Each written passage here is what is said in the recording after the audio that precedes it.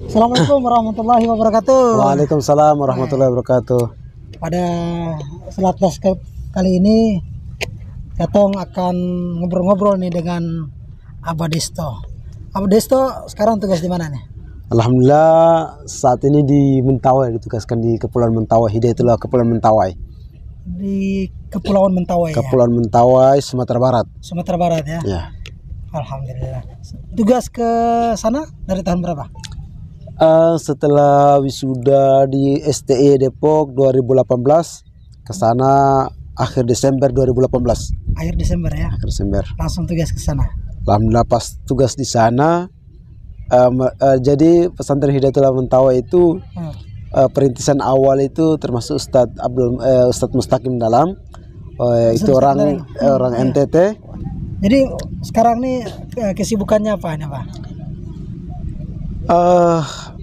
Ngajar kok atau di mana nih tugasnya sekarang? Karena pertama di Mentawai itu SDM-nya kurang banyak ya, sehingga hampir di setiap lini itu kita bergerak semua. Ya, jadi ini saya kira biasanya kan abang main tiang jauh ya. Ternyata semua tiang ini. Ya, karena hampir setiap lini itu kekurangan orang kita bang. Betul. Di mana-mana lah. Ya, apalagi yang kita yang perintis dan merintih ini kan. Ya begitulah. Iya. Kadang-kadang ya DPW merangkap DPD langsung, itu yang paling kacau itu. Kalau yang lain amanah struktural, kalau di yayasan apa masih bisa lah. Iya. Tapi ini kalau sudah struktural DPW ke DPD itu kadang-kadang terjadi karena memang SDM itu sangat dibutuhkan, dan kita membutuhkan struktur kepengurusan untuk membuat agar kepengurusan itu legal kan. Jadi mau tidak mau harus kita nama untuk buat kepengurusan itu. Di mana-mana kan kita begitulah ya. Ya, jadi kalau untuk saat ini kesibukan di Mentawai ya semua bang. Semua ya. Di sekolah iya, di pengasuh ya. Pengasuh ya. Untuk musida belum itu ya. Bentar lagi kayaknya ketua musida juga ini. Aduh. Iya. Luar biasa saking sibuknya ini ya. Iya, semua lini dimasukin ya. Semua lini kelihatannya ini. Apa yang paling berkesan Abang? Abang ini kan kita sama-sama nih santri dari Kupang. Iya. Waktu itu kita sama-sama 2008 masuk di Kupang tuh ya. Iya. Kalau abang sendiri lihat kira-kira pengalaman apa nih yang paling berkesan selama waktu menjadi santri nih? Kalau semenjak menjadi santri itu banyak hal-hal yang unik yang kita rasakan ya, dan cukup berkesan. Kita di Kupang itu 6 tahun ya, jadi lika-liku perjalanan itu cukup terasa. Asin manis, asam garamnya itu kita sudah merasakan semua asam garamnya itu kan. Berkesan menurut saya itu apa kira-kira yang paling diingat? Ketika selesai dari kelas 3 kita setiap ujian SMA, dan kita ditugaskan untuk membantu Ustadz Saharudin di Kepulauan Longos itu. Betul. Menurut saya satu hal yang sangat luar biasa, karena di situ kita ke sana buat sekolah dengan material itu waktu itu belum ada semua. Bahkan kami ngambil pasir itu bang, dari pulau itu naik perahu ke pulau, masih satu pulau nyebrang. Tidak nyebrang, cuma kelilingnya muter, dan itu kita skop sendiri, mikul sendiri. Sedangkan pesantren kita itu kan agak ke atas bukit ya, tanjakan. Itu kita puasa itu pagi-pagi tuh mikul itu pasir ke atas. Dan itu alhamdulillah bagi saya tuh, walaupun di situ 3 bulan aja bang, cuma cukup berkesan karena alhamdulillah waktu 3 bulan itu dan di 1 bulan di bulan Ramadan, namun sekolah itu berhasil kita selesaikan, dan alhamdulillah saat itu kita bisa menerima siswa baru di tahun ajaran itu. Iya betul. Saya dapat informasi itu kalau nggak salah Abah Difal, siapa lagi? Ada berapa orang ya? Jadi waktu itu kita alumni kedua yang diutuskan ke sana. Nah, antum? Saya, kemudian Abah Mahyudin, Abah Mat, dan Abah Fian. Rahmatullah? Enggak. Abah Camat di waktu itu dia di belum ya? Belum, mereka di Riung kalau tidak salah, sebelumnya di Riung ya. Bertiga itu lah ya. Jadi kami bertiga. Itu menemani Ustadz Sahar sama Ustadz Sahar. Kalau dari Hidayah itu waktu itu dari Kupang itu Ustadz Sarudin aja. Ustadz Sahar ya. Tapi di situ alhamdulillah sudah dibantu sama Ustadz Hardi. Ya. Sardi. Itu betul-betul memulai dari nol ya. Alhamdulillah itu betul-betul mulai dari nol pondasi itu. Jadi waktu pondasi itu bersama Ustadz Saiful Bahri. Jadi beliau yang mengukur pondasi dan masya Allah itu pondasinya itu cukup tinggi yang sebelah sininya itu ya. Jadi kita nimbunnya itu masya Allah. Kalau di Kupang dulu masih mendingan, di masjid itu kan ada batu putih kan. Batu. Kalau ini kita gali sendiri itu. Dan waktu itu bikin pondasinya itu kita ngangkat batunya itu dari tempat situ juga sekitar 100 meter dan batunya besar banget itu. Jadi dipikul 4 orang itu pakai kain-kain gitu diikat baru insyaallah itu. Atau mungkin karena daerah pulau ya jadi susah dapat batu-batu gitu ya. Atau gimana tuh? Iya, termasuk pulau batunya cukup susah dan karena dekat pantai juga bang. Jadi kita batunya agak susah. Batunya banyak cuma agak jauh dari pondok kita itu. Kan pondok kita di sana itu kalau nggak salah 2,5 hektar kalau nggak salah ya. Luas ya. 2,5 hektar. Jadi jauh ya ngambil sana. Dan ya. Sampai sekarang gimana bang pondok ya? Alhamdulillah sudah beberapa kali saya melihat postingan itu cukup, alhamdulillah cukup berbangga hati ya. Berbangga hati. Apalagi masih tamat SMA ya. Masih tamat SMA, cukup senang karena sekolah itu alhamdulillah sekarang sudah bagus ya, cukup bagus. Saya lihat di beberapa postingan teman-teman di Kupang itu alhamdulillah sudah berhasil menamatkan beberapa angkatan. Ya karena dari situ kan 2014 pendaftaran awal itu untuk siswa kelas 1. Jadi alhamdulillah walaupun kita masih SMA dan dibantu oleh kita membantu Ustadz Sahar, tapi alhamdulillah masih bisa dibangun sekolah itu luar biasa. Itu awalnya tuh gimana ceritanya sehingga Pulau Longos itu dikasihkan ke Hidayatullah? Yang Abah tahu tuh gimana ceritanya? Untuk Kepulauan Longos itu karena kita angkatan kedua bang, dan waktu itu kita masih SMA ya, Alia, jadi betul. Alia, jadi kita belum terlalu paham terkait dengan Sistem status itu. Cuma seingat saya itu waktu itu ada sepupu saya di situ, Ustadz Anwar, beliau di Bajo, Kampung Bajo, kita di Kampung Tengah itu, Kampung Longos, Pulau Longos, masih satu pulau. Jadi waktu itu sempat beliau yang kalau nggak salah sering berkomunikasi sama kita. Jadi dari kalau wakafnya itu dari Ibu Ice kalau nggak salah waktu itu. Dari masyarakat lah ya. Dari masyarakat situ. Ya, memang di situ nggak ada sekolah sama sekali atau gimana Pak? Waktu itu untuk tingkat SMA-nya belum ada bang. Jadi kalau anak-anak yang di Pulau Longos itu di situ ada 4 kampung besar. Itu belum ada sekolah tingkat SMA.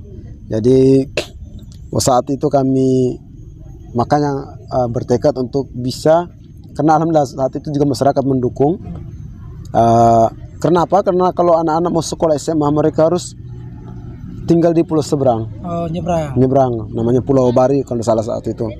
Karena di situ ada SMA. Jadi kalau tidak jadi SMA kita ya berarti anak-anak yang SMA harus menyeberang ke pulau untuk sekolah itu. Jadi seperti itu ya. Kemudian Abah dari situ Abang lanjut kuliah ke mana ya?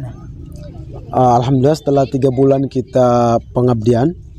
3 bulan ya? 3 bulan lebih. Langsung ditarik kembali ke kemudian sana. Kita ditanya untuk kuliah ditawarin. Entah ditawarin apa langsung ditugaskan, itu agak lupa saya waktu itu ya. Antara tawaran dan penugasan ya. Jadi kalau tidak salah langsung ditugaskan. Ditelepon dari Kupang. Saya sama Bang Abah Fian disuruh langsung kuliah ke Setie. Alhamdulillah kami ditugaskan untuk kuliah dan langsung berangkat itu. Dan alhamdulillah perpisahannya itu masyarakat luar biasa antusias masyarakat saat itu. Karena anak-anak mereka kita ngajari ngaji semua ya. Jadi luar biasa. Rasa kehilangan dan kami waktu pulang pun para masyarakat itu, walaupun masyarakat itu hidupnya ekonominya masih terbilang cukup ya di bawah lah, cuma alhamdulillah mereka itu sangat antusias.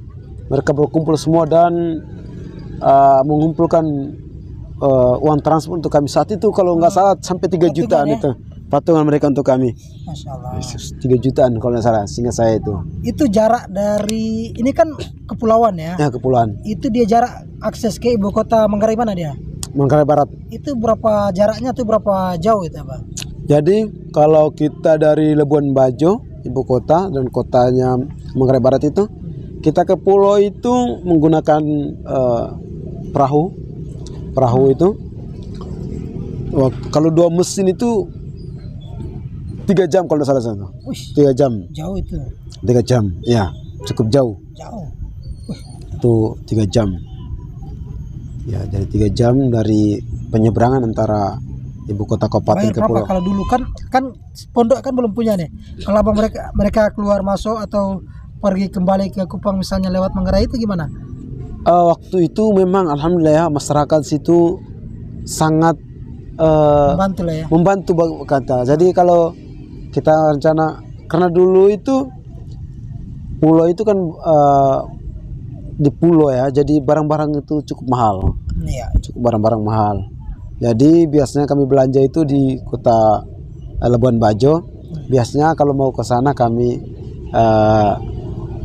minta informasi dari, kalau ada yang mau ke kota kami numpang. Jadi rata-rata numpang. Alhamdulillah. Jadi pengalaman di Labuan Bajo itu yang betul-betul berkesan lah ya. Saya kira lebih berkesan itu. Lebih berkesan itu. Masya Allah. Jadi menjadi apa namanya, pelajaran lah waktu itu untuk kita. Ternyata di balik itu tuh ada hikmahnya juga ya. Antum ditugaskan ke Kepulauan Mentawai, mungkin kondisinya gimana? Kurang lebih ya. Aksesnya aja sama. Ya. Cuma kelebihannya karena di Mentawai itu pondok pesantren kita di Hidayatullah itu pas berada di ibu kota kabupaten. Cuma karena memang kabupaten itu sudah saat ini Mentawai itu sudah 20 kecamatan apa? Udah berapa tahun, dari 2000 kalau tidak salah jadi ibu kota. Sehingga perkembangan itu pun masih sangat dibilang ibu kota tapi rasa kecamatan lah kalau untuk jadi masih proses. Jadi kalau di Longos malah lebih cepat ya. Di Longos, kalau kita di Longos itu di pulau memang Bang. Jadi lebih keterbatasan itu lebih terasa kalau di Longos. Kalau di Mentawai sekarang kita kebetulan di Pulau Supora, itu kita berada di ibu kota kabupaten, sehingga akses untuk ke koordinasi itu cukup mudah. Tuh. Itu kan perjalanan apa namanya, spiritual lah kalau dibilang. Itu kan Abang waktu selama di Longos lah, itu Longos. Ya. Ini kan setelah selesai dari bangku pesantren lah, selesai dari sekolah lah. Kalau masa kenang-kenangan di sekolah, di awal-awal mungkin jadi nyantri, pernah guncang atau enggak, atau gimana tuh kira-kira? Jadi pertama, kayaknya tenang-tenang aja ya. Saya pertama itu karena waktu itu saya semenjak SD itu belum pernah ke Kota Kupang juga, ya kan. Jadi belum bisa terbayangkan. Ya kalau kita bayangkan Kota Kupang itu kayak azan maghrib dulu. Ya kita lihat kayak Jakarta, mobil-mobil, TV-TV ya. Jadi rame gitu kan. Kemudian saya sudah daftar di sekolah di kampung. Di MTS-nya? Di MTS kampung. Lohayong ya? Ya, tapi ada sepupu saya yang memang dulu ketua yayasan di Kupang, Ustaz Saiful Bahri. Ngajak saya, katanya, ayo kita kuliah di Kupang aja. Sekolah di Kupang, di pondok. Jadi mama saya pun setuju karena saya waktu itu belum bisa ngaji ya. Masih abata itu, sudah tamat SD, MI dan masih abata, ikro 3 saya itu masih 2. Jadi alhamdulillah, ya udah kalau mau ke sana pesantren ke sana aja dulu. Ya, jadi ke sana saya. Memang bayangan saya itu alhamdulillah sekolah di kota kita kan. Nah, pada saat itu karena kami menggunakan kapal feri. Ya. Kapal feri, Bang. Itu transportasi andalan tuh. Ya. Dan turunnya di Pelabuhan Bolok. Pelabuhan cukup sepi waktu itu ya. Apalagi kita naiknya juga lewat jalur Bolok. Jalur ya, dulu ya? Jalur Bolok yang Iya, iya. Sebelah sini bang. Tembus Bukan yang 40. Waktu itu jalan 40 belum bagus kan. Oh, tembus yang di SMA itu ya? Iya di SMA. Masya Allah, di situ di SMA itu Iya. rumah itu bisa dihitung dengan Iya, betul. kurang dari 10 jari ini kan. Pinggiran-pinggiran itu batu karang semua. Batu karang semua. Saat sampai di pondok, saya belum baca juga, ya. Jadi saya bilang, oh mungkin transit dulu di sini, ya. Bayangan saya masih mungkin di kotanya di bawah. Jadi setiap kami diputeri sore, saya disuruh ajak Ustaz Ridwan, sepupu saya juga di guru di Hidayatullah. Ayo kita ke kampus Putra. Masya Allah, saya ke sana itu. Waduh, Kupang kok cuma rumahnya cuma 3 ini, ya. Kayaknya kalau bahasa orang Padang bilang nggak iya nih mah. Kayaknya, aduh nggak jelas kelihatannya. Akhirnya.